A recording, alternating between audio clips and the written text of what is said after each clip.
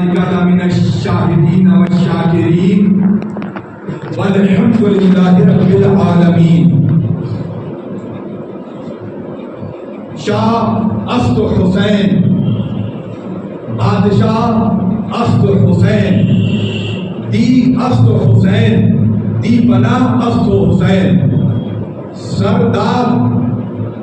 سردار نادار دسترد یدید حقہ کے بنائے لا الہ اسد حسین، اور غوث السمدانی محبوب سبحانی قطب ربانی حضرت شاہ محی الدین شیخ عبد القادر جیلانی شیخ للہ المدد المدد المدد مدد کن یا غوث العظم دستگیر المدد.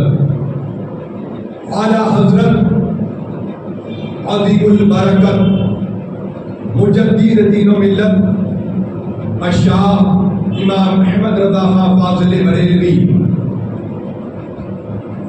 آپ کے چھوٹے شہزادے سرکار مفتی اعظم ہند حضرت علامہ مصطفیٰ رضا خان علیہ رحمت و رضوان، آپ رسول پاک صلی اللہ تعالی علیہ وسلم کی بارگاہ میں عرض کرتے ہیں اور کہتے ہیں،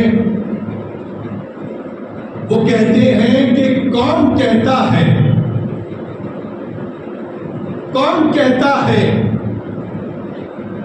کہ آنکھیں چرا کر چلے؟ کون کہتا ہے کہ آنکھیں چرا کر چلے؟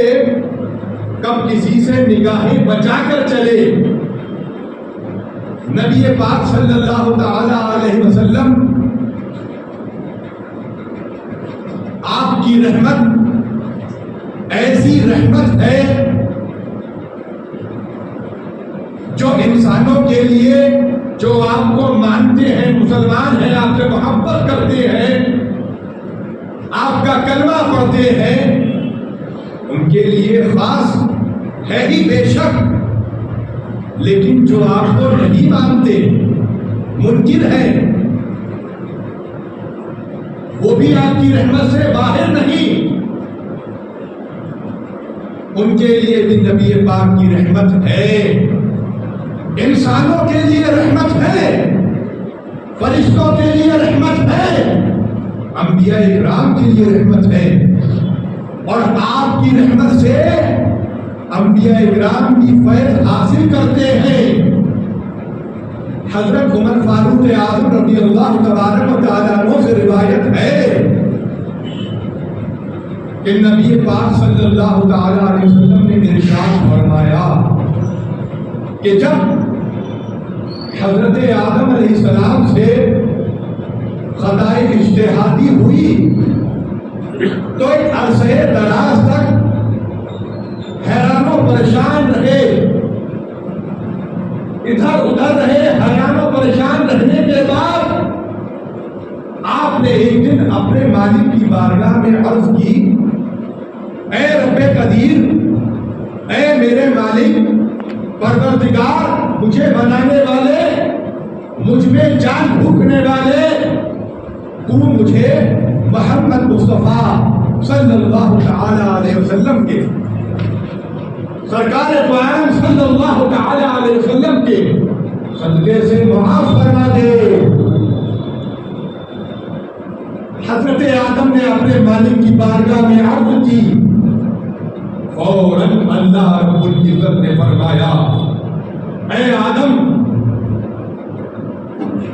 تم اس نام کے بارے میں کیسے جانتے ہو؟ تم میرے پیارے محمد مصطفیٰ صلی اللہ علیہ وسلم کو کیسے جانتے ہو؟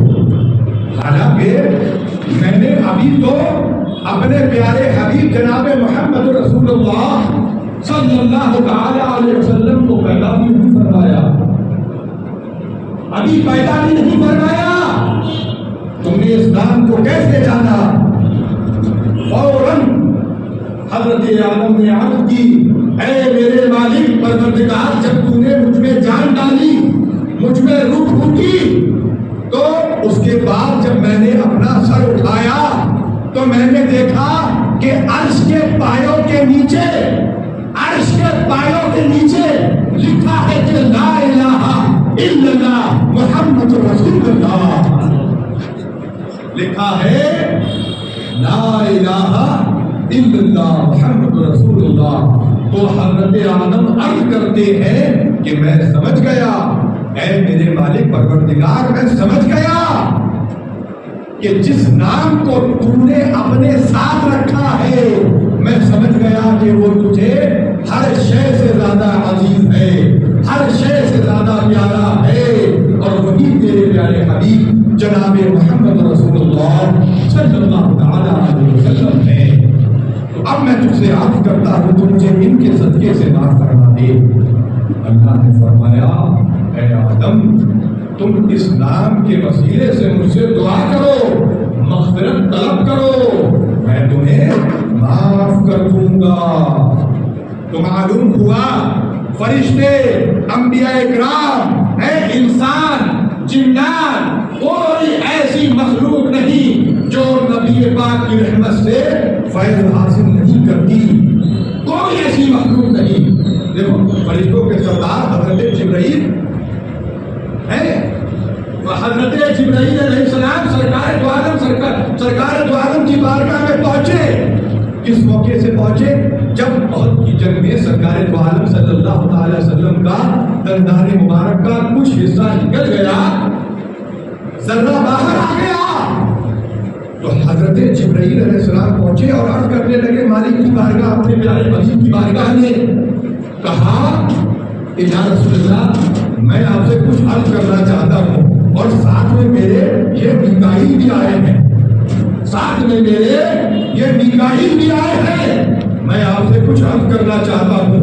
نبی پاک نے فرمایا کہو کیا بات ہے، کہو۔ عرض کرنے لگے یا رسول اللہ میں چاہتا یہ ہوں کہ آپ مجھے اپنا یہ دندان مبارک کا جو حصہ آپ کا باہر آ گیا ہے وہ آپ ہمیں عطا فرما دیجیے، ہمیں عطا فرما دیجیے۔ سرکار نے پوچھا کیا کرو گے، کیوں مانتے ہو اس کو، کیا وجہ ہے تمہارے طلب کرنے کی؟ حضرت جبرائیل کرنے لگے کہ جب کبھی اللہ رب العزت جلال فرماتا ہے، اور اللہ رب العزت جب کبھی جلال میں ہوگا تو ہم اللہ رب العزت سے اس دندان مبارک کے صدقے سے جو ہے وہ امان میں رہیں گے، آپ یہ داد ہمیں عطا فرما دیجئے۔ ان کی یہ آرزو تھی، لیکن نبی پاک نے فرمایا کہ یہ داد مبارک میں نے اپنی امت کے لیے رکھا ہے، اس کو میں نے اپنی امت کے لیے رکھا ہے کہ کل بروز قیامت میں یہ دندان مبارک اللہ رب العزت کو دکھاؤں گا اور اپنے امت کی مغفرت طلب کروں گا۔ ارے ایسی رحمت ہے، انسان، فرشتے، جنات اور انبیاء اکرام ہے، حضرت آدم اور انسان تو انسان، جانور، پتھر، آپ پتھر بھی آپ کی رحمت سے فیض حاصل کرتے ہیں۔ ترشید پڑھی اللہ رب محمد صلی اللہ علیہ وسلم علیہ محمد صلی اللہ علیہ وسلم صلاۃ و سلام علیک یا رسول اللہ صلی اللہ تعالی علیہ وسلم۔ تو نبی پاک ایک مرتبہ تشریف لے جا رہے ہیں، ساتھ میں اصحاب اکرام بھی ہیں، دیکھا کہ ایک پتھر جو ہے وہ رو رہا ہے، پوچھا اے پتھر تو کیوں رو رہا ہے، کیا بات ہے، تیرے رونے کی وجہ کیا ہے؟ پتھر نے عرض کی کہ یا رسول اللہ صلی اللہ تعالی علیہ وسلم، جب سے میں نے یہ سنا ہے کہ جہنم کا ایندھن انسان اور پتھر ہے، یہ سن کر مجھے رونا آنے لگا ہے، میں اللہ کے خوف سے روتا ہوں، تو لہذا میں یہ چاہتا ہوں کہ آپ مجھ پر کرم فرما دیجئے، مجھے جہنم سے نجات مل جائے۔ اس پتھر نے اپنے لیے مغفرت طلب کی، اپنے لیے آرام طلب کیا، وہ بھی جانتا ہے کہ رسول پاک صلی اللہ تعالی علیہ وسلم اگر میرے لیے دعا فرما دیں گے تو مجھے جہنم سے آزادی مل جائے گی۔ فوراً رسول پاک صلی اللہ تعالی علیہ وسلم نے دست مبارک اٹھائے اور اپنے مالک کی بارگاہ میں عرض کی، اللہ نے اس پتھر کو جہنم سے نجات عطا فرما دی۔ اب سرکار دو عالم تشریف لے گئے وہاں سے، کچھ دیر بعد وہ پھر لوٹے اور دیکھا کہ پتھر ویسے ہی رو رہا ہے بلکہ اور زیادہ رو رہا ہے. اب پوچھا کہ آپ کیا ماجرا ہے بھائی؟ تجھے تو اللہ نے جہنم سے نجات عطا فرما دی، کیوں رو رہا ہے؟ اب تو بات کیا ہے؟ وہ پتھر پھر کہنے لگا. اس نے عرض کی کہ یا رسول اللہ، پہلے میں اللہ کے خوف سے رو رہا تھا اور اب میں اللہ کے شکر میں رو رہا ہوں. تو یہ پتھر بھی ہے جو نبی پاک کی رحمت سے فیض حاصل کرتے ہیں. تو ہمارے مفتی اعظم فرماتے ہیں کہ کون کہتا ہے، پوچھو ذرا، کون کہتا ہے کہ آنکھیں چرا کر چلے کب کسی سے نگاہیں بچا کر چلے؟ نہیں ہے شعر صحیح کہ کون کہتا ہے کہ آنکھیں چرا کر چلے کب کسی سے نگاہیں بچا کر چلے؟ ارے کون ان سے نگاہیں لڑا کر چلے؟ ہے کسی میں طاقت؟ ارے حضور امین شریعت علامہ سبطین رضا خان صاحب کو لوگوں نے دیکھا، جو لوگ حضور امین شریعت کی بارگاہ میں جاتے تھے، ان سے فائد حاصل کرتے تھے، ان سے ملاقاتیں رہی ہیں، انہوں نے کیا نہیں دیکھا کہ سرکار امین شریعت جب اپنی مسند پر بیٹھتے تھے تو کیا کسی کی مجال تھی، جرأت تھی اس کے اندر کہ وہ سرکار امین شریعت کی نظروں میں آنکھیں ڈال لے اور ان کی نظروں میں نظریں ملا کر ان سے بات کر سکے؟ کسی کی طاقت نہیں تھی. پھر سرکار امین شریعت ہے کون؟ یہ رسول پاک کے غلاموں کے غلاموں کے غلاموں کے غلام ہے، سچے غلام ہے. اور غلاموں کا عالم یہ ہے اور نبی پاک کا عالم کیا ہوگا؟ تو مفتی اعظم کہتے ہیں کہ کون ان سے نگاہیں لڑا کر چلے؟ ہے کسی میں طاقت؟ کون ان سے نگاہیں لڑا کر چلے؟ جس کی طاقت جو آنکھیں ملا کر چلے، اس کی طاقت جو آنکھیں ملا کر چلے. اور وہ ہنسی کیا، وہ ہنسی کیا جو فتنے اٹھا کر چلے. ہاں یا رسول اللہ صلی اللہ تعالی علیہ وسلم، بار بار کہا کرو صلی اللہ تعالی علیہ وسلم، صلی اللہ تعالی علیہ وسلم، صلی اللہ تعالی علیہ وسلم. ہاں یا رسول اللہ صلی اللہ تعالی علیہ وسلم، ہنسی تم ہو، ہنسی تم ہو جو فتنے مٹا کر چلے. ارے وہ ہنسی کیا جو فتنے اٹھا کر چلے. ہاں ہنسی تم ہو جو فتنے مٹا کر چلے اور رب کے بندوں کو رب سے ملا کر چلے. چل رہے ہم وہ ہم کو دکھا کر چلے. کوئی مانے یا نہ مانے یہ وہ جان لے، کوئی مانے یا نہ مانے یہ وہ جان لے. سیدھا راستہ وہ سب کو بتا کر چلے. اور جس کا ثانی ہوا اور نہ ہے اور نہ ہو وہ عطا کر چلے، سخا کر چلے. جس میں پر نور کا، دیکھیں کتنا پیارا شعر ہے کہ جس میں پر نور کا یوں تو سایہ نہ تھا، جس میں پر نور کا یوں تو سایہ نہ تھا اور پتھر میں نقشہ جما کر چلے، اور پتھر میں نقشہ جما کر چلے. پھر آگے مفتی اعظم کہہ رہے ہیں کہ مکتے میں کہ داغے دل ہم نے نوری دکھائی دیا، داغے دل ہم نے نوری دکھائی دیا.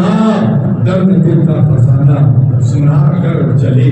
آئیے سب ہم لوگ سب سے پہلے اپنے آقا و مولا حضور مدی مصطفیٰ محمد مصطفیٰ صلی اللہ تعالی علیہ وسلم کی بارگاہ پاک میں بسط ادب و احترام ہدیہ درود و سلام کہ جب نبی پاک صلی اللہ تعالی علیہ وسلم کی بارگاہ میں درود پڑھا جائے تو تمہارا معاملہ یہ ہونا چاہیے کہ نبی پاک، تم نبی پاک کے سامنے ہو، تم نبی پاک کو دیکھ رہے ہو، وہ تمہیں دیکھ رہے ہیں، جو تم پڑھ رہے ہو وہ سن رہے ہیں، ہے نا؟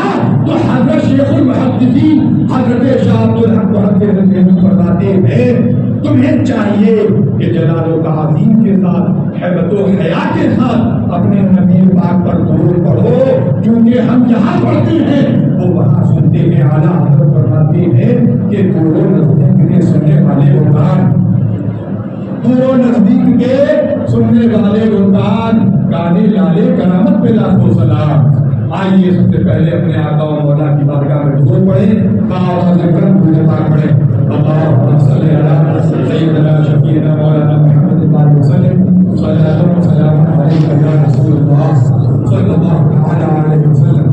حضرات گرامی، میں کچھ ضروری باتیں عرض کرنا چاہتا ہوں آپ کے درمیان، جس کے سبب میں آج یہاں آپ کے سامنے حاضر آ گیا ہوں، اور جو موقع مجھے ملا ہے میں چاہتا ہوں کہ اپنی قوم تک، اپنے لوگوں تک، مسلک اعلیٰ حضرت کے ماننے والوں تک ایک پیغام پہنچاؤں، اور اس کے بعد یہاں سے رخصت ہو جاؤں کہ آج ہمارے معاشرے میں جو حالات نظر آ رہے ہیں یہ قیامت کی بہت بڑی علامت ہے۔ خاص کر میں یہاں پر یہودیوں کا ذکر کروں گا کہ یہودیوں نے مسلمانوں کے خلاف اپنی ساری چالیں چل ڈالی ہیں۔ یہ یہودی وہ گروہ ہے جس نے نبی پاک صلی اللہ تعالی علیہ وسلم کی بارگاہ میں کہا کہ نبی پاک کی بارگاہ میں یہ گروہ گیا اور جانے کے بعد ان سے پوچھا کہ آپ کے پاس آسمان سے کون سا فرشتہ آتا ہے؟ یہ ایسی نافکار، ناہنجار، بد کردار قوم ہے، میں اس کی بد کرداری بتا رہا ہوں، یہ کیسی ناہنجار قوم ہے وہ آپ کو بتا رہا ہوں، اس کے بارے میں اس کے بعد آپ کو آگے بتاؤں گا اسے بچنا کیسے۔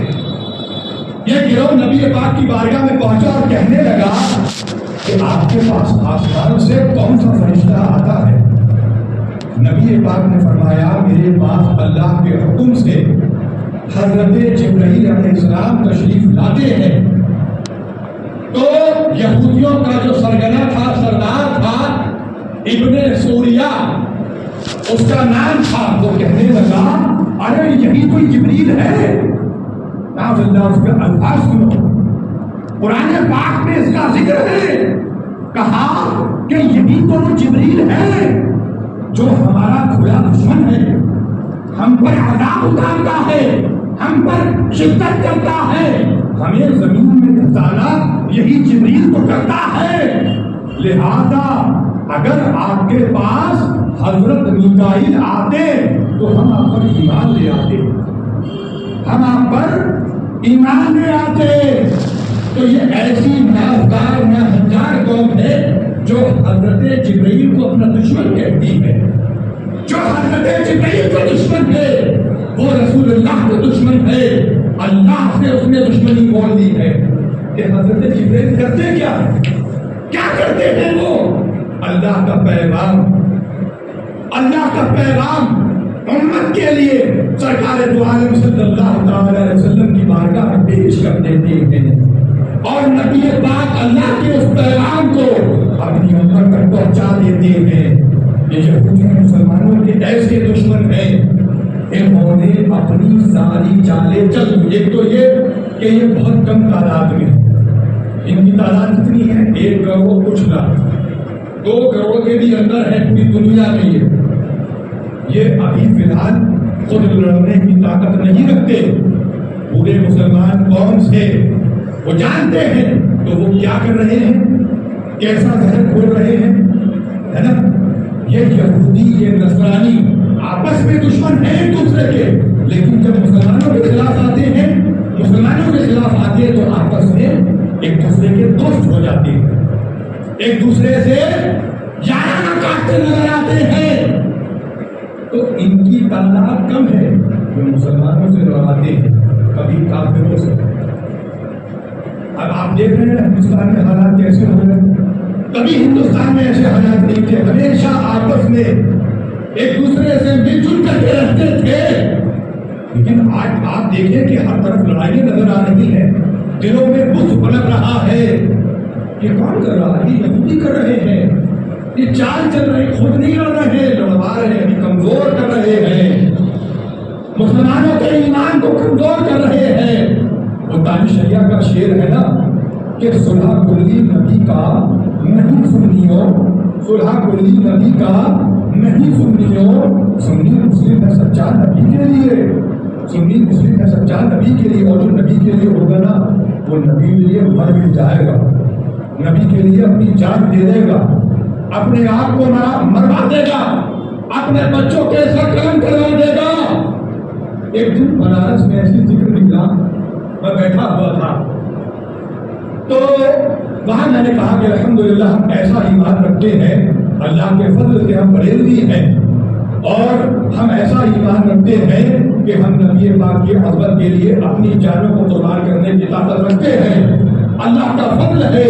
اور چونکہ ہمیں ہماری جان سے زیادہ، مجھے اپنی جان سے زیادہ پیاری میری ماں کی جان ہے، تو پہلے میں اپنی ماں کی جان قربان کر دوں گا۔ میں نے یہی کہا، میں کہہ رہا تھا، اتنی دیر میں میری والدہ کا فون آ گیا۔ سرکار امین شریعت کی بڑی شہزادی ہیں میری والدہ، پہلی اولاد ہی میری والدہ ہے، اعلیٰ حضرت کے بھائی استاد زمن کی تیسری پیڑھی پہلی اولاد میری والدہ ہی ہے۔ میں یہ کہہ رہا تھا، میری والدہ کا فون آ گیا۔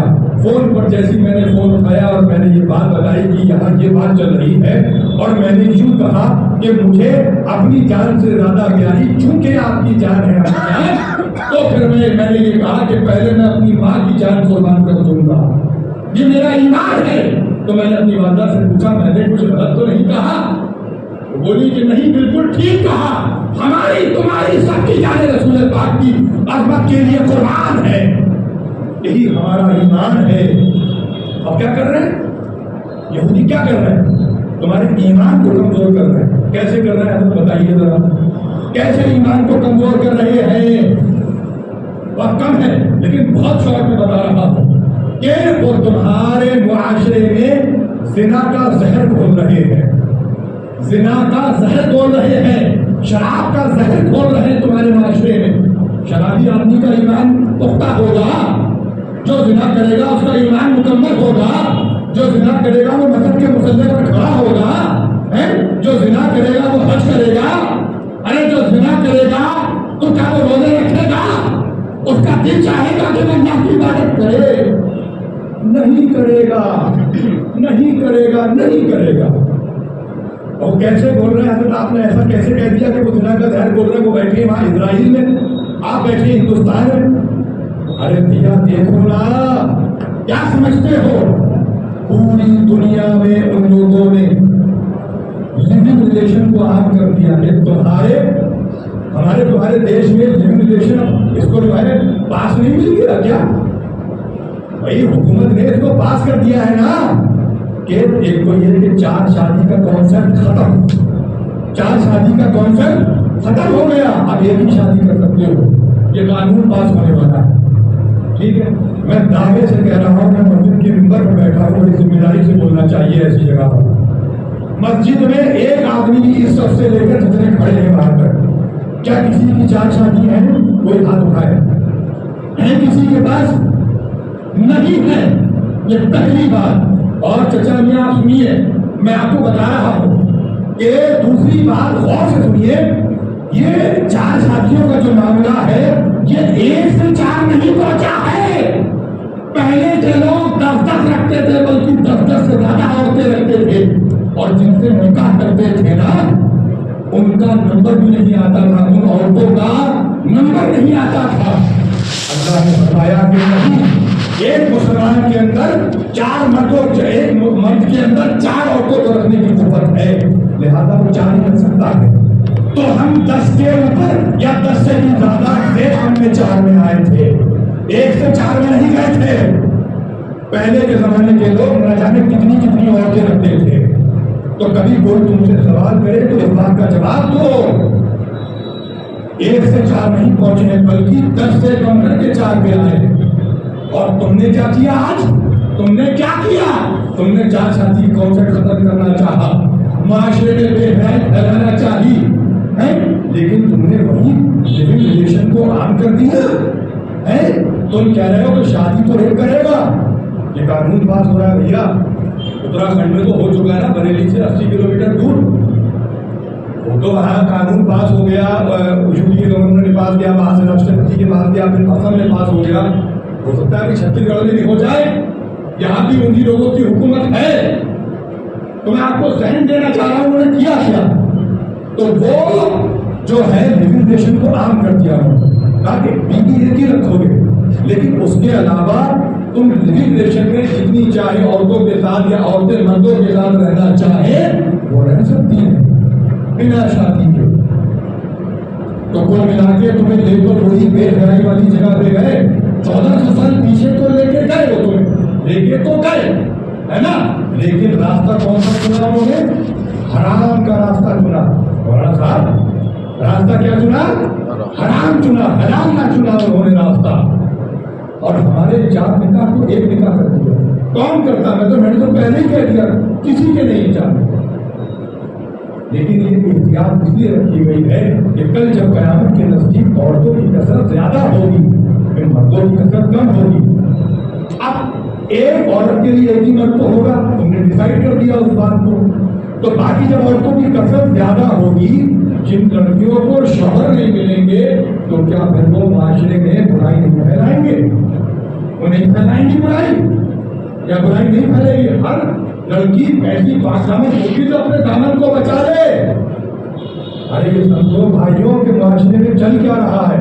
تمہارے اندر زنا کا زہر بولا جا رہا ہے کہ یہ زہر ایسا ہے کہ تمہارے ایمان کو کمزور کر دے گا، پھر تم اسلام کے لیے آوازیں بلند نہ کر سکو گے. یہ یہودیوں کی چال ہے.